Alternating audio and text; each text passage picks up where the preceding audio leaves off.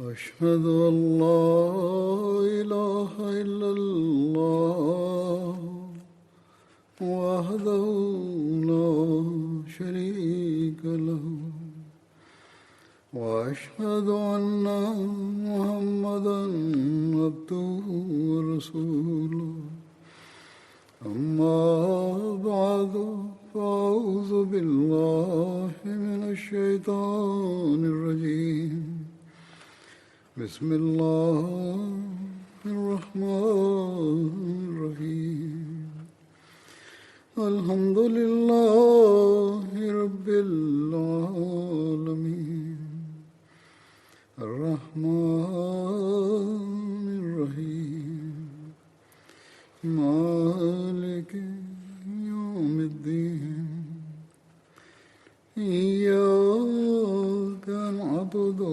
وإياك نستعين اهدنا الصراط المستقيم صراط الذين أنعمت عليهم غير المغضوب عليهم ولا الضالين. Geçen hutbelerimden beri Hazret Sa'd bin Muaz'ın zikri devam ediyordu. Bir olay Bedir Savaşı'nda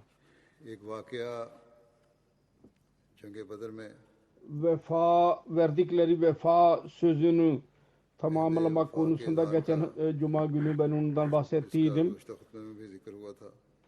Hz. Müslim Maud radıyallahu ta'ala anhu dahi onu kendi kelimeleriyle beyan etmiştir. Şöyle buyuruyor Müslim Maud radıyallahu anh, bu tabii bir şeydir. Her nerede aşk varsa orada hiçbir kimse istemez ki benim sevgilim bir eziyet görsün. Ve hiçbir kimse sevmez ki onun sevgilisi savaşa girsin.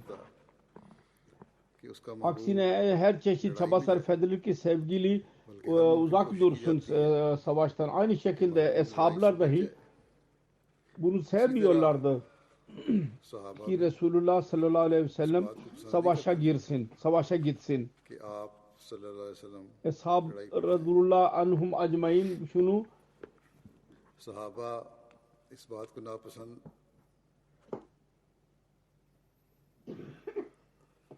şunu sevmiyorlardı ki biz savaşa gidelim. Aksine onlar Resulullah sallallahu aleyhi ve sellem'in savaşa gitmesini onlar sevmiyorlardı. Ve onların bu tabii bir isteğiydi. Ve her sevgili, her aşık sevgilisine karşı bunu besler. Bunun dışında biz görüyoruz. Tarihten birçok delil vardı bu konuda.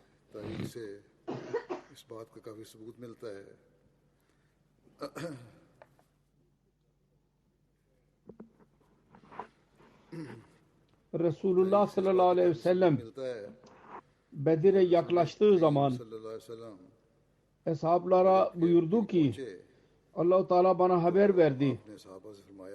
Biz kafile ile değil orduyla karşılaşacağız. Sonra kendisi istişare etti ve buyurdu ki söyleyin sizin fikriniz nedir bu konuda?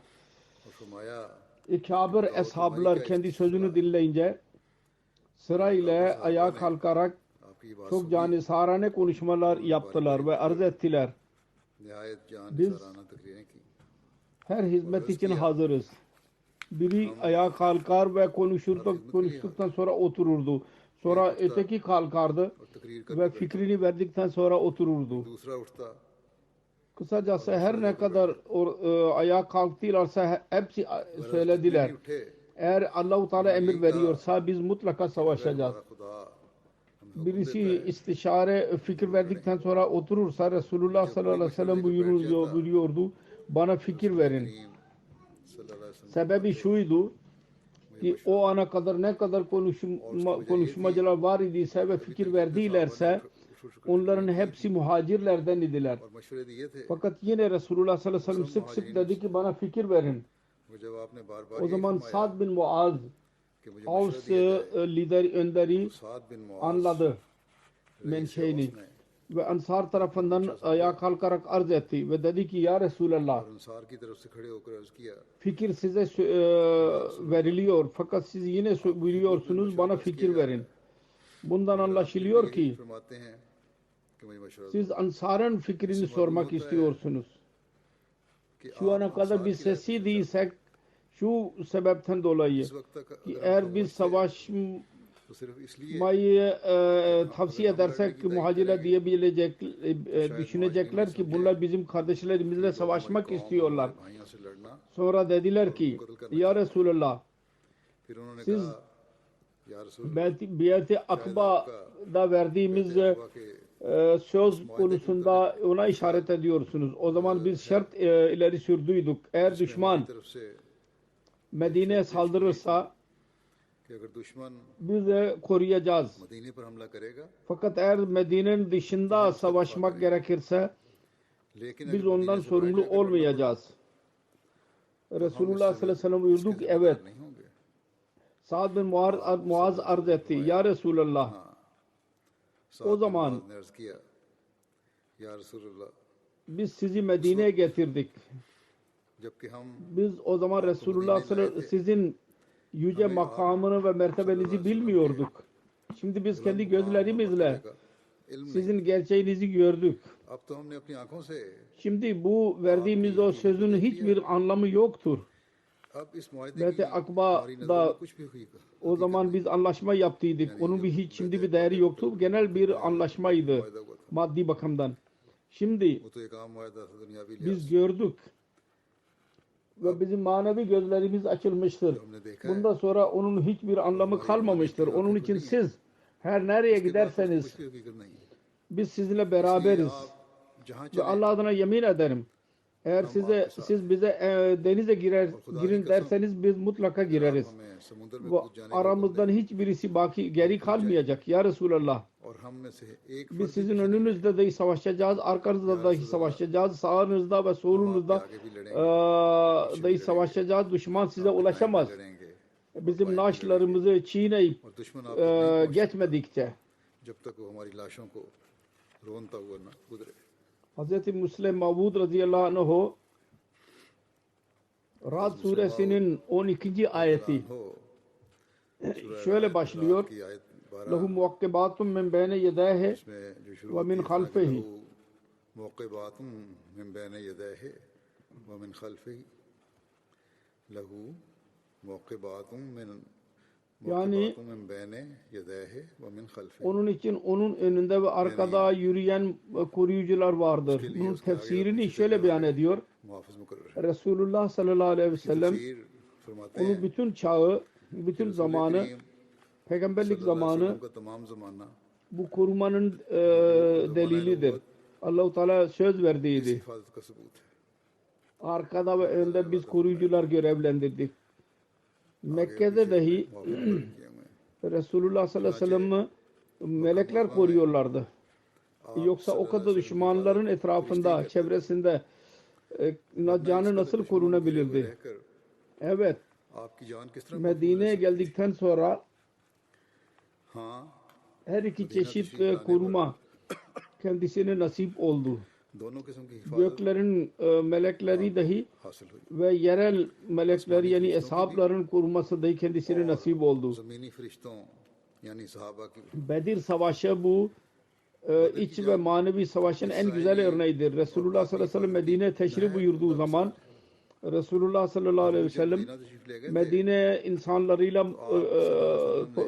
anlaşma yaptıydı. Eğer Medine dışına gidip savaşırsa Medina से बाहर Medine'deki insanlar sorumlu olmayacaklardır. का साथ देने पर मजबूर Bedir Savaşı'nda Ensar ve Muhacirlerden लड़ाई में savaşma konusunda fikir sordu. अपने अंसार और मुहाजिरीन İstişare etti. Muhacirler लड़ने के बारे में मशवरा sırayla kalkıp savaşalım diyorlardı. Fakat Resulullah yine diyordu ki bana fikir verin, bana fikir verin ey insanlar. उनकी बात सुन Bunun üzerine bir Ansari Sa'd bin Muaz dedi ki जिस पर एक Ansari belki bizi kastediyorsunuz ya Resulallah.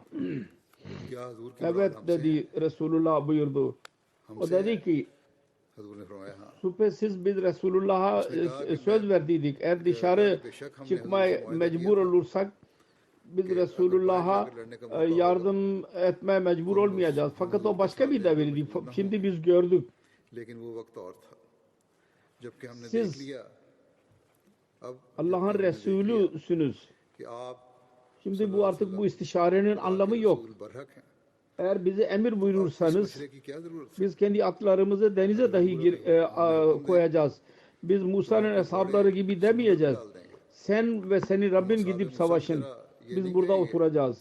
Aksine तेरा रब जाकर लड़ो biz Resulullah'ın sağında, solunda, önünde ve arkasında savaşacağız ve Resulullah'a düşman asla ulaşamayacak. Bizim naaşlarımızı çiğneyip oradan geçmedikçe. जब तक वो हमारी लाशों को रोनता हुआ ना Diyor ki bu muhlisler dahi benim yanımda, benim katımda muakkiblerden idiler, koruyuculardan idiler.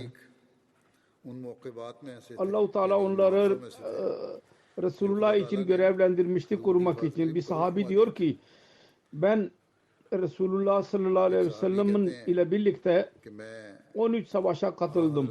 सल्लल्लाहु अलैहि वसल्लम की मईयत में Fakat benim 13 जंग kalbimde sık sık bu istek doğdu. मेरे दिल में Bu savaşa gireceğime कि मैं o cümle söyleyen ben olsaydım keşke.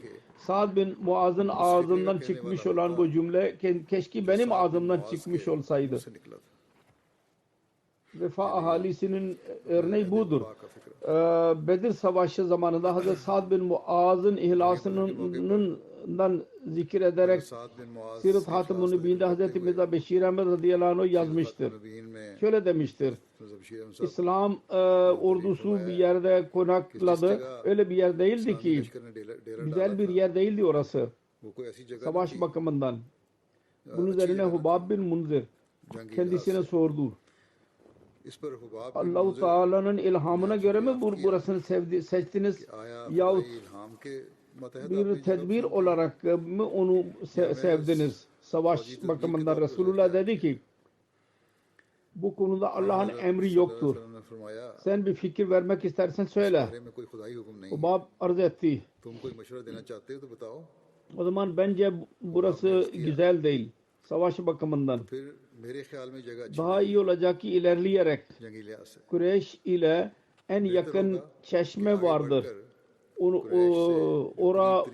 Onu ele geçirelim. Ben onu biliyorum. Onun suyu güzeldir. Ve yeterli oluyor genellikle. Resulullah sallallahu aleyhi ve sellem और अमूमन होता भी bu काफी teklifi kabul etti. हजरत ve सल्लल्लाहु अलैहि वसल्लम ने Daha इस तजवीज़ को Kureyş फरमाया diğer taraftaydılar dağın. Öbür tarafında bu çeşme boş idi. Müslümanlar ilerleyerek o çeşmeye sahip oldular. मुसलमान आगे बढ़कर Fakat इस चश्मे पर काबज Kur'an-ı Kerim'de bir işaret vardır. लेकिन जैसा O कि anda o çeşmede dahi fazla su yoktu. उस वक्त Müslümanlar su kıtlığı hissediyorlardı. Sonra su dahi vardı. पानी की किल्लत महसूस Vadinin Müslümanların olduğu tarafı öyle bir güzel bir yer değildi. वादी के जिस Çünkü तरफ o tarafta kum çoktu. ऐसी अच्छी नहीं Onun için insanın ayağı tutmuyordu tak. Yeri seçtikten sonra Sa'd bin Muaz Avs'ın önderiğinin teklifiyle Eshaplar meydanın sahanın bir kısmında Resulullah sallallahu aleyhi ve sellem için ने मैदान के एक हिस्से में bir çadır kurdular. सल्लल्लाहु अलैहि वसल्लम Ve के Sa'd वास्ते एक साहिबान सा तैयार Hazreti कर दिया Resulullah sallallahu aleyhi ve sellem'in bineğini dahi o çadırın yanında bağladı ve arz etti ya Resulallah साहिबान siz bu çadırda teşrif buyurun ve biz Allah-u Teala'nın adıyla düşmana karşı savaşacağız. हम अल्लाह के नाम Eğer Allah-u Teala bize zafer verirse का मुकाबला करते हैं bizim arzumuz budur zaten. खुदा ने हमें फतह दी Elhamdülillah. यही हमारी आरज़ू Fakat भी है eğer el-iyazu billah muamele kötüleşirse अगर खुदा न खास्ता siz kendi bineğinize binerek हुआ तो आप Medine'ye varın. अपनी सवारी पर सवार Nasıl olursa güzel bir yer orada bir deve bağladı. उस खेमे के O साथ arz सारी etti. अच्छी किस्म के ऊंट बांध के रखती Siz Medine'ye gidin. फिर Orada bizim kardeşlerimiz vardır. कि वहाँ पर दीना Onlar ihlasta bizden az değil ihlas konusunda. Fakat onlar bilmiyorlardı. हमसे Bu savaşta savaşacağız. Onun için onlar bizimle beraber gelmediler. पेश आ जाएगी Yoksa asla geri kalmadılardı. वो हमारे साथ नहीं आए Fakat onlar durumu bilirlerse Onlar sizi लेकिन korumak जब için उन्हें हालात का इल्म होगा canlarını vermeye dahi razı olacaklar. Hazır olacaklardı. Gecikmeyeceklerdi. जान तक लड़ा देने से Bu Sad'ın ihlas coşkusuydu. Her konuda bakımdan methedilmeye değerdir. Yoksa जो हर हालत में Allah'ın काबिल Resulü ve savaştan kaçsın. Savaş sahasından. Resulullah en saflarda bulunurdu savaşta. वसल्लम तो सबसे आगे Hüneyn Savaşı'nda biz görüyoruz 12 हुनैन के मैदान bin ordu kaçtı. Fakat bu tevhidin bayrağını taşıyan kendi yerinden kımıldamadı. अपनी जगह से Her neyse çadır kuruldu Resul söylediği gibi ve Sa'd'dan sonra diğer ansarlar onun etrafında koruma yapmak için durdular. इसके गिर्द Bekçilik yapmak için Resulullah sallallahu aleyhi ve sellem ve Hazreti Ebu Bekir radıyallahu anh aynı çadırda geceyi geçirdiler. हज़रत अबू बकर Ve Resulullah sallallahu aleyhi ve sellem bütün gece Allah Teala'nın katında ağlayarak dua etti. भर Ve yazılıdır. दूर Bütün orduda की yalnız bir tek Resulullah sallallahu aleyhi ve sellem idi. Bütün gece uyanık kaldı. Diğerler sırayla uyudular. जो रात भर जागे बाकी सब लोग बारी बारी अपनी नींद सो ली Uhud gazvesi zamanında Cuma gecesi Hazreti Sa'd bin Muaz, के मौके पर Hazreti Usayd bin Huzeyr हज़रत साद बिन ve Muaz Hazreti Sa'd bin Ubade हज़रत उसैद बिन Cami Nebevi'de silahlı bir şekilde Resulullah sallallahu aleyhi ve sellem'in kapısında bekçilik yaptılar. रसूलुल्लाह Uhud gazvesi günü पहरा देते रहे Resulullah sallallahu aleyhi ve sellem ata binerek जब रसूलुल्लाह सल्लल्लाहु अलैहि वसल्लम घोड़े पर ve सवार mızrak elini alarak और कमान कंधे पर Medine'den çıktı. और O zaman her ikisi मदीने से Hazreti Sa'd bin Muaz तो दोनों ve Hazreti Sa'd bin Ubade kendisinin önünde koşuyorlardı. और हज़रत साद बिन उबादा Onlar zırhlı idiler. आगे दौड़ रहे थे इन दोनों ने जीरा पहनी हुई थी Hazreti Mirza Beşir Ahmed radıyallahu anh Uhud gazvesinden bahsederek yazıyor.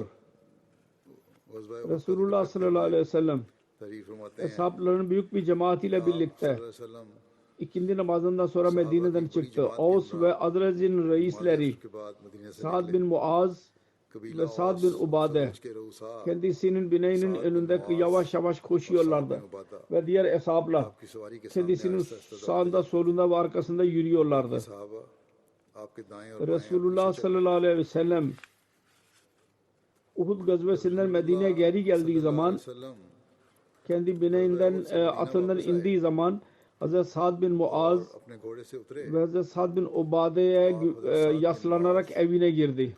और साद बिन उबादा का सहारा लेते हुए अपने घर में दाखिल हुए Hazreti Sa'd bin Muaz'ın annesi Hazreti Resulullah sallallahu aleyhi ve sellem'i ne kadar seviyordu. Onun zikrini yaparken Hazreti Müslim Maud radıyallahu teala anhu इसका जिक्र करते हुए şöyle buyuruyor. हज़रत मुस्लिम माऊद Uhud savaşından geri dönerken Resulullah sallallahu aleyhi ve sellem'in जंग उहद से bineği Sa'd bin Muaz'ın elindeydi बाग ve övünerek yürüyordu. Medine'ye yaklaşınca जंग में Hazreti आपको Sa'd भी मारा गया था kendi annesinin geldiğini gördü ve dedi ki ya Resulallah अपनी माँ को आते हुए देखा benim annem geliyor. और कहा या रसूलल्लाह Hazreti Sa'd radıyallahu anh'un annesinin yaşı o zaman 80-82 yaşlarında olacak. उस वक्त Göz nuru kaybolduydu. की थी Çok göremiyordu. आंखों का नूर जा चुका Güneşi az görüyordu. छाँव मुश्किल से नजर आती थी Resulullah sallallahu aleyhi ve sellem'in şehit edildiği haberi duyunca Medine'de meşhur olduydu. Resulullah şehit düşmüştür. Bu haberi dinleyince यहाँ सल्लम o yaşlı kadın dahi dışarı çıktı sendeleyerek. लड़खड़ाती हुई Hazreti Sa'd dedi ki ya Resulallah जा रही benim annem geliyor. हजरत साद ने Resulullah sallallahu aleyhi ve sellem buyurdu माँ आ रही है benim bineğimi durdurun. Yaklaştı. फरमाया Senin annen geliyor onun yanında durdurun. करीब पहुंचा O yaşlı kadına yaklaşınca kendi oğulları konusunda bir haber sormadı. Sordu, şunu sordu. बेटों के मुतालिक कोई खबर Resulullah sallallahu aleyhi ve sellem nerededir? पूछा तो ये पूछा Hazreti Sa'd cevap verdi. रसूल करीम Senin önündedir. Bu साद ने yaşlı जवाब दिया kadın baktı आपके सामने है उस बूढ़ी औरत ने ve onun zayıf gözleri Resulullah sallallahu aleyhi ve sellem'in दो निगाहें çehresi üzerinde durdu. करीम सल्लल्लाहु अलैहि वसल्लम के चेहरे पर फैल कर रह गई। Resulullah sallallahu aleyhi ve sellem buyurdu. रसूल करीम Ben üzülüyorum. सल्लल्लाहु अलैहि वसल्लम ने फरमाया, Senin genç oğlun bu savaşta şehit oldu. तुम्हारा जवान बेटा Yaşlılıkta जंग में शहीद हो गया। birisi öyle bir haber duyarsa बुढ़ापे में korkuyor. ऐसी खबर सुनता है, Fakat ne güzel cevap verdi bu bayan. Ya Resulallah, ने कैसा मोहब्बत भरा जवाब ne söz ediyorsun? Neden? कि ये राज Biz या रसूल ben अल्लाह, sizin sağlıklı olduğunuzu ये तो düşünüyordum. आपकी खैरियत का Bekliyordum. Temenni ediyordum. Hazreti Müslim Maud radıyallahu anh bu olaydan bahsetti. Ondan sonra kadınlara muhatap olarak dedi ki उसके बाद आपने औरतों को मुखातिब होकर फरमाया, Ahmedi bayanların dikkatini çekerek Ahmadi bu ख्वातीन bayanlar idiler. को लीग पर तवज्जो दिलाते हुए İslamiyet'in yayılması, कि यही वो औरतें işaati ve tebliğ konusunda इस्लाम की इशाअत erkeklerle birlikte yürüyorlardı. Tebliğ konusunda. Ve bu bayanlar idiler. बदोश चलती थी, Ki onların özverisi üzerine İslam dünyası जिनकी कुर्बानियों पर iftihar ediyor. Siz de iddia ediyorsunuz bugünlerde Hz. Mesih Maud Aleyhisselatü Vesselam'a inanan bayanların iddiası vardır. Biz Mesih Maud Aleyhisselatü Vesselam'a inandık. कि तुम Ve Hz. Mesih Maud Aleyhisselatü Vesselam ईमान लाई हो और हज़रत मसीह Resulullah sallallahu aleyhi ve sellem'in buruzudur. Onun रसूल करीम diğer şekliyle siz sahabilerin buruzlerisiniz. गोया दूसरे लफ्जों में Siz söyleyin. तुम साहबियात की Sizin içinizde, kalbinizde din bu kadar his var mı eshabların kalbinde olan? दीन का वही जज्बा Sizin içinizde aynı nur var mı eshabilerde bulunan? Sizin evlatların aynı şekilde dindar mıdır? Nasıl ki daha önce idiler sahabiyeler zamanında. Eğer düşünürseniz sahabiyelerden çok geride bulursunuz. Onların verdikleri özveri dünyanın perdesinde onun örneği bulunmuyor. Onların özverileri पर उसकी मिसाल नहीं, canlarını vererek इनकी कुर्बानियां o kadar Allah-u Teala onları sevdik. Allah-u Teala अल्लाह onlara başarı verdi çarçabuk. कि अल्लाह ताला Ve ने diğer बहुत kavimler उनको कामयाबी अता की और दूसरी कौमें yapmadıkları şeylerini birkaç senede onlar yapabildiler. वो साहबा और साहबियात Burada muhatap Ahmedi bayanlar idiler. Onların zikri vardır. Yoksa birçok yerde Ahmadi ख्वातीन से थे, daima halifeler dediler. Birçok defa ben de söyledim. हमेशा खुलफाए Bizim कहते आए हैं erkeklerin dahi aynı örneklerde bulunmaları lazım. कि हमारे Ancak o zaman biz iddiamız vardır. Bu iddiayla biz kalktık ki dünyada जो दावा İslamiyet'i üstün çıkaracağız. Onun İslamiyet mesajını yayacağız ve dünya insanlarını İslamiyet'in bayrağı altına getireceğiz. O zaman onu gerçekleştirebileceğiz. Bizim özverimiz ve amelimiz öne göre olursa onun örneklerini Resulullah sahabları bizim önümüzde koydular. Hz. Müslim Maud radıyallahu anh buyuruyor ve diyor ki bütün dünya Meryem Magdalini ve onun yandaş kadınlarının özverisiyle mutludur ki onlar gizleyerek Hz. İsa'ya ulaştılar. Ben onlara diyorum ki gelin benim sevgilimin sevgililerine bakın. İhlas sahibi kimselerin, muhlislerin onlar ne durumda kendisiyle birlikte oldular ve nasıl tevhidin bayrağını taşıdılar. Bu gibi özverinin başka bir örneği dahi vardır. O da Resulullah sallallahu aleyhi ve sellem'in şehitleri defn ederek Resulullah geri geldi. Başka bir yerde aynı örnek veriyor. Sa'd bin Muaz'ın annesinin şehitleri defn ederek Medine'ye geri geldiği zaman bayanlar ve çocuklar istikbal için dışarı çıktılar. Resulullah sallallahu aleyhi ve sellem'in devesi Medine'nin reisi Sa'd bin Muaz'ın elindeydi ve iftihar ile onun önünde koşuyordu. Dünya diyordu ki bakınız biz Muhammed Resulullah sallallahu aleyhi ve sellem'i hayırlı bir şekilde eve getirdik. Şehrin yanında yanlış annesini gördü. Gözü zayıflaşmıştı, gördü onu. Uhud'da onun bir oğlu Amr bin Muaz bir öldüydü. Onu görünce Sa'd bin Muaz dedi ki ya Resulallah Ummi, देखकर साद ey बिन Allah'ın मुआज ने कहा Resulü benim annem geliyor. Resulullah dedi ki कि ए अल्लाह के रसूल मेरी माँ bereketlerle आ रही है। gelsin. Kadın आपने फरमाया ile अल्लाह ताला yaklaştı की बरकतों के साथ आए। ve zayıf gözleriyle ये आगे बढ़ी और अपनी sağa कमजोर sola baktı. फटी आंखों से Resulullah sallallahu aleyhi ve sellem'in şeklini görmek istiyordu. रसूल करीम सल्लल्लाहु अलैहि Sonunda वसल्लम की Resulullah'ın çehresini tanıdı ve mutlu oldu. रसूलुल्लाह Resulullah sallallahu aleyhi ve sellem buyurdu. और खुश हो गई। Bayan, ben senin oğlunun ölmesi üzerine ben üzüldüm. Dedi ki efendim ben sizi selamet gördüm. ने कहा Demek ki ben musibeti yedim. Kavurup समझो कि yedim. मैंने मुसीबत को भून कर खा लिया। Ne güzel deyimdir bu. मुसीबत को भून कर Sevginin ne kadar derindir bu. Üzüntü insanı yer. बात पर दलालत करता है। O bayan diyor ki yaşlılıkta हम इंसान को खा जाता है। onun oğlu öldüydü. औरत जिसके बुढ़ापे में Ne cesurane bir şekilde diyor ki benim oğlumun üzüntüsü beni yemeyecek. Muhammed Resulullah sallallahu aleyhi ve sellem diri ise ben o üzüntüyü yiyeceğim. रसूलुल्लाह सल्लल्लाहु अलैहि वसल्लम जिंदा है। Benim oğlumun ölümü beni öldürmeyecek.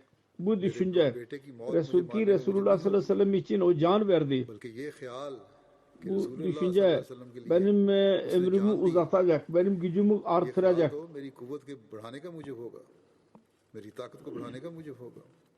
Hazreti Müslim Maud Ansar'ı methederken बस मुस्लिम ve dua ederek diyor ki ey Ansar, benim canım size feda olsun. Siz ne kadar sevap elde ettiniz. Ansar मेरी जान तुम पर फिदा हो, तुम कितना सवाब ले। Kab bin Eşref onun İslamiyet aleyhinde yaptığı planlar, entrikalar, उसकी रेशा-दमानियों, इस्लाम hatta Resulullah sallallahu aleyhi ve sellem'in öldürmek için plan entrika yaptığı için onun öldürülmesi kararını Resulullah sallallahu aleyhi ve sellem verdiydi. का फैसला Onda dahi bir liderin bir kabile reisi olarak Sa'd bin Muaz'ın fikrini aldıydı. सरदार कबीले के तौर पर हज़रत साद बिन Onun detaylarının bu ceza nasıl yerine getirilecek, Kab bin Aşraf nasıl öldürülecek bunun detayları काब बिन अशरफ को daha önce ये तफसील belli bir müddet önce वो पहले iki hesabın zikrinde ben beyan etmiş bulunuyorum. Fakat burada da bir kısmını ben beyan ediyorum tekrar. ताहम इसका कुछ हिस्सा Onun यहाँ भी alaka Hazreti Sa'd bin Muaz ile alakası vardır. जो उसका ताल्लुक Ve ben bunu beyan ederek ben bazı Sirat Hatim-i Nebiyyi'den bazı iktibaslar aldım. और कुछ Hazreti Resulullah sallallahu aleyhi ve sellem Medine'ye hicret ederek teşrif buyurdu. वहाँ हजरत Kab bin Eşref Medina में हिजरत करके तशरीफ diğer लाए Yahudilerle birlikte तो काब बिन अशरफ bu anlaşmaya girdi. दूसरे यहूदियों के साथ Resulullah sallallahu aleyhi ve sellem'e इस मुआहिदा में शिरकत ve Yahudiler arasında dostluk वसल्लम से ve barış içinde kalmak दरमियान ve बाहमी दोस्ती ortak savunma konusunda bir anlaşma yapıldıydı. Fakat içten içe Kab'ın kalbinde buğuz ve düşmanlık ateşi alevlendi काब के दिल में ve gizli planlar, entrikalarla İslamiyet ve Resulullah'ı İslamiyet'in kurucusu aleyhinde entrikalar yaptı. इस्लाम और बानी Delildi ki her sene Kab जो लिखा है hayrat veriyordu büyüklere. यहूदी उलमा और मशाइख Bir gece, bir gün किया करता था। उसने एक दिन meşayihlere dini kitaplardan Resulullah hakkında soru sordu. Sizin fikriniz nedir? Doğru mudur, değil midir? सवाल किया Onlar dediler ki zahirde bu peygambere benziyor. Verilen bir söz verildiydik. जिसका Zikrimiz वादा vardır. किया गया था। Kab çok muhalif idi जिक्र Resulullah ve İslamiyet'e. काब तो बड़ा सख्त मुखालिफ Bu cevabı üzerinde daha da bozuldu. इस्लाम का Ve इस जवाब पर वो dini büyüklerine, şeyhlerine और उनको azarladı ve oradan kovdu. कहकर वहां से रुखसत कर दिया। Ve vermek istediği parayı dahi vermedi. था, वो भी न दी। Onların जब घर parası kendilerine verilmedi. Belli bir müddet sonra onlar बंद हो गया, Kab'ın yanına giderek dediler ki कुछ अरसा बाद biz tekrar düşündük. काब के पास जाकर कहा कि हमने दोबारा Molla parayı bugün dahi bırakmıyor. Onların durumu dahi aynen böyleydi. मौलवी आज भी नहीं छोड़ता। Dediler ki biz tekrar düşündük. यही हाल उनका था। Aslında Muhammed o peygamber değil. और किया है। Bize söz verilen, sözü verilen. सल्लल्लाहु अलैहि वसल्लम वो नबी Bunun नहीं üzerine जिसका वादा o दिया गया mutlu oldu ve onların burslarını, paralarını geri verdi. Verdiği heratı tekrar onlara verdi ellerine. Her neyse. Bu küçük bir şeydi. बहरहाल Yahudi ulemaları kendilerini birleştirdi kendisiyle. यहूदी उलमा को अपने साथ Fakat मिला लिया tehlikeli olan şuydu. और लेकिन Bedir खतरनाक बात Savaşı'ndan sonra जो थी वो ये öyle थी bir tavır takındı ki कि जंग बदर çok के बाद mufsidane उसने ऐसा ve रवैया fitne इख्तियार uyarıcı किया idi. जो सख्त Ve onun मुफसिदाना neticesinde और फितनांगेज था Müslümanlar için और जिसके çok नतीजे में tehlikeli durum söz konusu olduğuydu. मुसलमानों के लिए निहायत खतरनाक हालात पैदा हो गए थे Bedir zamanında Müslümanlar जब olağanüstü bir zaferi elde ettiler मुसलमानों ve को Kureyş एक गैर मामूली फतह नसीब हुई için çoğu öldürüldüler. और रऊसाए कुरैश O anladı. अक्सर मारे गए Kab anladı ki bu şimdi yeni din artık silinmeyecek. Biz düşünüyoruz ki silinecek ama değil. नजर नहीं आता Bu yayılacak gibi görünüyor. Sonra Bedir'den sonra bütün çaba sarf etti. İslamiyet'i yok edelim अपनी पूरी कोशिश ve की berbat edelim. कि इस्लाम के मिटाने Hiçbir और तबाह करने में çaba bırakmayalım कोई दकीका फुरगुजाश न किया जाए ve karar verdi. Ben İslamiyet'i mutlaka mahvedeceğim. कि मैंने इस्लाम को तबाह बर्बाद करना ही करना है। Ve söylediğim gibi Bedir'de İslamiyet'in zaferinden sonra मैं मुसलमानों की फतह के o बाद öfkelendiydi tamamen. Karar verdi से बहुत ज्यादा फर्क किया öfkeden dolayı. Ben mutlaka İslamiyet'i yok edeceğim. इस गुस्से की Hemen वजह से yolculuk hazırlıkta bulundular ve Mekke'ye gitti. उसने फौरन Oraya तैयारी giderek करके मक्के की राह ली tatlı dille ve şiirleriyle Kureyş'in जुबानी kalplerindeki ateşini daha da alevlendirdi. Quraish के दिलों की सुलगती हुई आग को शोला Kalbinde Müslümanların öç almak ateşini yaktı. ने मुसलमानों के खून की ना Sizin liderlerinizi öldürdüler. Siz burada oturuyorsunuz. Gidin ve onları yok edin. उन्होंने मार दिया Onlar alevlendiler. जाओ और बदला लो Kalpleri वो भड़क उठे öç ve düşman adavetiyle doldurdu şiirleriyle. बात इंतकाम और अदावत से Kab'ın bu kışkırtması neticesinde onların hislerinde bir जब काब की coşku söz konusu oldu. Onları Kabe'ye götürerek तो उसने उनको खाना काबा के सहन में ले perde जाकर onların eline vererek onlardan yemin aldılar. दे देकर İslam ve İslam'ın kurucusunu dünyadan yok etmedikçe rahat durmayacağız. को सफाई दुनिया से मिलिया मीट ना कर देंगे Mekke'de उस वक्त तक चैन नहीं लेंगे bu böyle bir मक्के में ateş dolu bir durum yarattıktan sonra खुदा पैदा orada durmadı. Bu bedbaht तो यहीं diğer kabilelere gitti. Arap kabilelerine her kavime giderek her kabileye dolaşarak İslamiyet aleyhine onları kışkırttı. कबीले में फिर कर Sonra Medine'ye geri gelerek oraya gelerek tekrar İslamiyet'in muhalefetinde işlerde bulundu. सरगर्मियां इस्लाम मुखालिफ थे इसकी Gayrimüslimlerde coşku verici şiirleriyle özellikle Yahudileri दिलाने वाले fuhuş अशार में ve kötü yerde Müslüman kadınlardan bahsetti. गंदे और फहश तरीक पर मुसलमान ख्वातीन का जिक्र किया Yalnız bu kadarla kalmayıp ki muhalefet ateşini alevlendirdi. Sonunda şöyle bir çabada dahi bulundu. कि आखिर में उसने ये भी कोशिश की Hatta plan yaptı. Resulullah sallallahu aleyhi ve sellem'i बल्कि साजिश की öldürelim कि हजरत सल्लल्लाहु अलैहि ve वसल्लम kendisinin bir davet bahanesiyle bir eve çağırdı.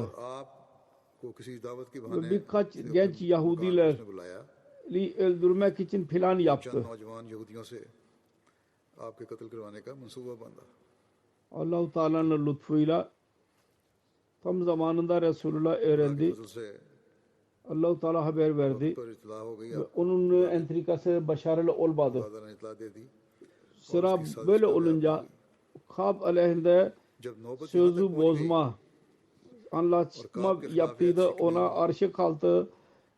मुआहिदा किया होता Hükümet aleyhinde isyan ve savaşı kışkırtmak, fitneyi uyandırmak, तहरीक fuhuş kelimeler söylemek ve entrika ve öldürme planı ispat edilmiş oldu. Bunun üzerine Resulullah sallallahu aleyhi ve sellem bu anlaşmaya göre kendisiyle Medine'de teşrif buyurduktan sonra Medine ahalileri arasında anlaşma olduydu. Medine'nin hükümetinin en büyük hakimi olarak kendisi karar verdi. Kab bin Eşref kendi işçileri yüzünden vacibul katıl yani öldürülmesi gerekir ve ashablara buyurdu ki onu öldürün. और अपने बादशाह साहबा को इरशाद फरमाया कि उसे कत्ल कर दिया जाए. Bazı durumlar ve hikmete tabi olarak emir verdi. Kab'ı açık olarak öldürmeyin. Aksine birkaç kişi sessiz bir şekilde münasip bir zaman bularak onu öldürsünler. Ve bu görev Avs'in bir kabilesinin ihlas bir sahibi Muhammed bin Maslama'ya verdi. Ve ona emir buyurdu. Her ne yol bulursan reisin kabilesi Sa'd bin Muaz ile mutlaka istişare et. Muhammed bin Maslama Sa'd bin Muaz'ın istişaresiyle Ebu Nail'e ve diğer eshabları aldı, beraber aldı ve Kab'ini öldürmesi cezasını yerine getirdi. Onun her ne hikmeti vardıysa onun detayları daha söylediğim gibi geçen hutbelerimde ben beyan etmiş bulunuyorum bazı eshabların zikri arasında. Her neyse bu geceleyin evden çıkartıldı ve öldürüldü. Öldürülme olayı meşhur oldu. Şehirde herkes korktu sabahleyin. Yahudiler coşkuya girdiler.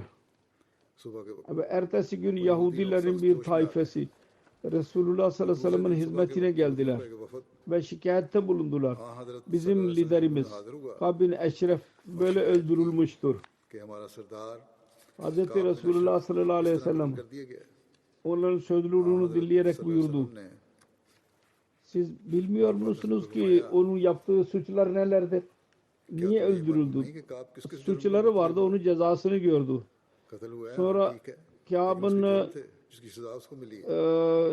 fitnesi, fuş ve planları ve entrikaları ve hepsini hatırlattı. Bunun üzerine onlar sessiz kaldılar. Hepsini yapmıştı bu. Ondan sonra Resulullah sallallahu aleyhi ve sellem onlara buyurdu.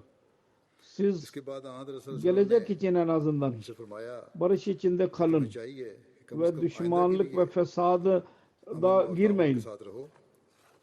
Onlar birlikte gelecek için yeni bir anlaşma yapıldı. Ve Yahudiler Müslümanlarla birlikte barış içinde kalmayı kabul ettiler. Fitneden uzak durmalarını tekrar söz verdiler. Bu yeni anlaşma yazıldı. Tarihte hiçbir yerde zikredilmemiştir ki ondan sonra Yahudiler Kab bin Eşref'i öldürme konusunda Müslümanları suçlamış olsunlar. Çünkü onların kalbi hissediyordu ki Kab gerçekten ceza görmüştür. Verilen ceza Resulullah biz onu yapmadık demedi. Belliydi ki benim kararıydı, hükümetin başkanıydı Resulullah. Kendi kararıyla ceza verilmişti. Ve önderler, liderler, reisler onların fikri dahi vardı bunun kapsamında. Müslüman Sa'd bin Muaz vesaire. Yahudi kabilesi Banu Nazir Hazreti Resulullah sallallahu aleyhi ve sellem'i öldürmek için bir plan yaptılar. Bir taş vasıtasıyla. Vahiy vasıtasıyla Allah-u Teala kendisine haber verdi. Hazreti Resulullah sallallahu aleyhi ve sellem ashablarla birlikte bu kabileye doğru gitti. Resulullah sallallahu aleyhi ve sellem hemen geri döndü Medine. Daha sonra Resulullah kabilenin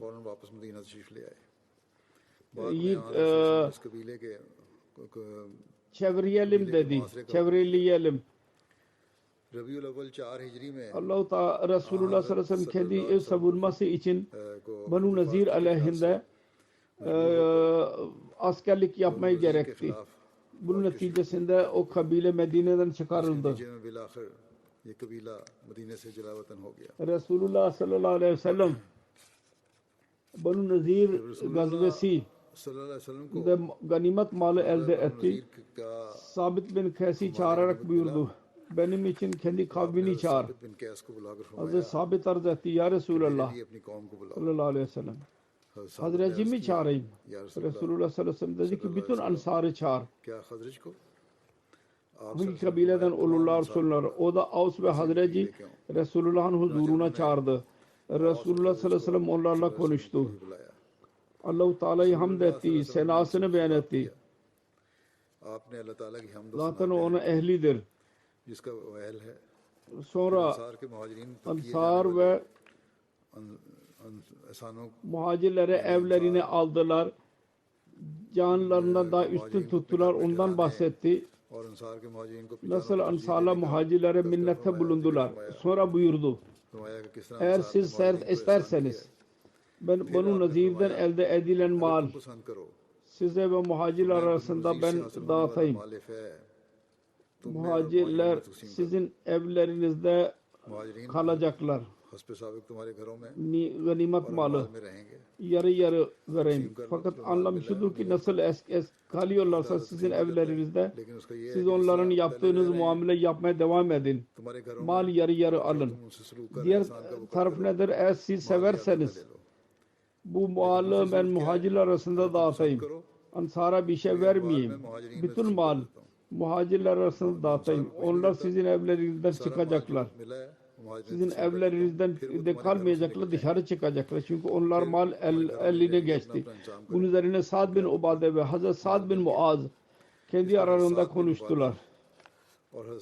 İstişare ettiler ve arz ettiler. Ya Resulallah sallallahu aleyhi ve sellem sizin bu mal muhacirlere dağıtın. Mal muhacirler arasına dağıtın. Ve şunu dahi söylediler. Fakat onlar bizim evlerimizde kalacaklar. Biz istemiyoruz ki mal aldıktan sonra bizim evlerimizden çıksınlar. Nasıl evde yaşıyorlarsa muakkat silsilesi aynen devam edecek. Ansarlar arz ettiler. Ya Resulallah sallallahu aleyhi ve sellem biz razıyız. Biz kabul ediyoruz kararınızı. Hiç şikayet yoktur. Eğer bütün mal muhacirler arasında dağıtırsanız. Bunun üzerine Resulullah sallallahu aleyhi ve sellem dedi ki ey Allah Ansarlara merhamet eyle ve onların oğullarına merhamet eyle. Rahmet eyle. Sonra fey malını muhacir arasında dağıttı. Allah Ansarlara hiçbir şey vermedi. İki muhtaç kimselere Sahal bin Hunayf ve Abu Dujana idiler. Ve Resulullah sallallahu aleyhi ve sellem Hazreti Sa'd bin Muaz'a Abu Hukayk kılıç verdi. Meşhur bir kılıç idi bu Yahudiler arasında. Hazreti Muaz'a verdi bunu. İfk olayı olunca Hazreti Ayşe'ye suçlama yapıldı. Resulullah sallallahu aleyhi ve sellem ve Hazreti Ayşe radıyallahu anha ve kendi ailesi eziyet içinden geçtiler. Münafıkların kötü tavrı bir seferinde belli bir müddet sonra bu arada Resulullah sallallahu aleyhi ve sellem eshabların önünde zikretti. O zaman dahi Hazreti Sa'd bin Muaz özveride bulundu. Bu detaylı olarak Müslim ondan bahsetmiştir. Bir sahabi Hazreti Mistan zikrinde ben daha önce beyan etmiş bulunuyorum. Fakat Sa'd ile alakalı olan kısmını burada tekrar beyan ediyorum. Söylediğim gibi bir gün Resulullah sallallahu aleyhi ve sellem evin dışına geldi ve sahabeleri topladı. Ve dedi ki var mı birisi beni koruyan, bana eziyet verenden? Murad Abdullah bin Ubay bin Selul idi. Hazreti Sa'd bin Muaz Avs kabilesinin reisi idi, ayağa kalktı ve arz etti. Ya Resulallah eğer o bizden ise biz onu öldürmeye razıyız. Eğer Hazretler ise yine biz onu öldüreceğiz. Öldürmeye razıyız onu. Hazırız. Handek gazvesi esnasında Ebu Sufyan Benu Nazir'in reisi, Banu Kureyza'nın reisi Ka'b bin Esved'e gönderdi. Müslümanlara yapılan anlaşmayı bozun. Bunlar kabul etmediler. Müslümanların helak olacağını kesin bu anlaşmayı bozacağı konusunda kendisini razı etti. Şuna dahi razı etti ki Mekke'nin kafirleri yardımcıları olacaklardır. Mekke'nin kafirlerine yardım edecekler. Bu olaydan bahsederek Sirat Hatim-i Nebiyyinde Hazreti Mirza Beşir Ahmet radıyallahu anh şöyle yazmıştır. Hazreti Resulullah sallallahu aleyhi ve sellem Banu Kureyza'nın planını anladılar. Önce 2-3 defa gizli bir şekilde Zübeyir bin Al-Avam'ı gönderdi. Sonra Havs kabile ve reis Sa'd bin Muaz ve Sa'd bin Ubade ve diğer bazı eshapları bir taife olarak Kureyza doğru gönderdi ve onlara emir buyurdu. Tehlikeli bir şey olursa geri gelerek açık olarak söylemeyin. İşare ile söyleyin. İnsanlar korkmasınlar. Bunlar Kureyze'nin evlerine gittiler. Onların reisi Ka'b'a gittiler. O da çok kibirli bir şekilde görüştü onlarla. Sa'd bin Muaz ve Sa'd bin Ubada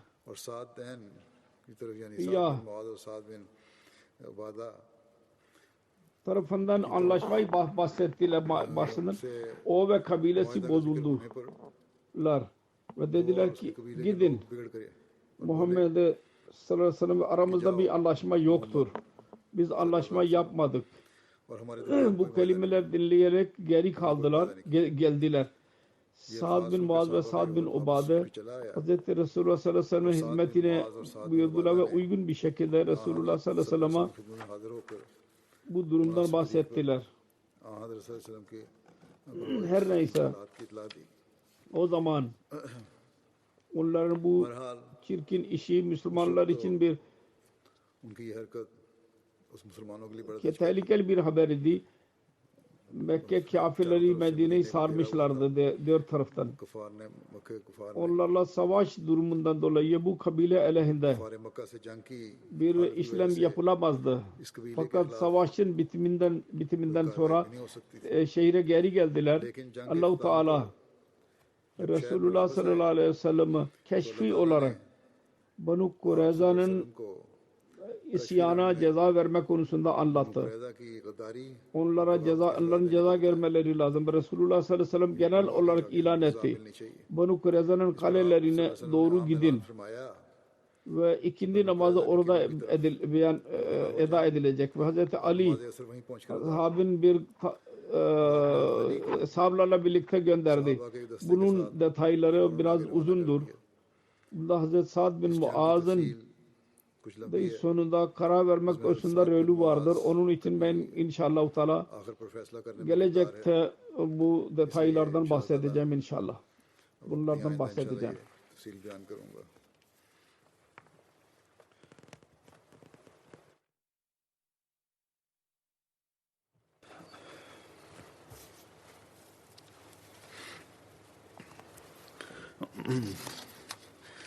Elhamdülillah nahmaduhu ve nestainuhu ve nestağfiruhu ve nu'minu bihi ve netevekkalu aleyhi ve na'udzu billahi min şururi enfusina ve min seyyiati a'malina.